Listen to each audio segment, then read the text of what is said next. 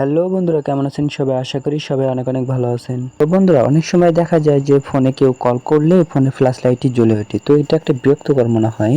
তো আজকের পর থেকেই সে ফ্ল্যাশ লাইটটি আর জ্বলে উঠবে না। তো সে বিষয়ে আলোচনা করবো আজকের এই ভিডিওতে। চলেন বেশি কথা না বেরিয়ে ভিডিওটি শুরু করা যাক। তো এই জন্য সর্বপ্রথম আমাদের আসতে হবে ফোনের ডায়াল প্যাডে। তো আমরা ডায়াল প্যাডে চলে আসবো। ডায়াল প্যাডে চলে আসার পর আপনার উপরে দেখতে পাবেন সেটিংসের মতন আইকন। তো আপনার এই আইকনে ক্লিক করে দিবেন।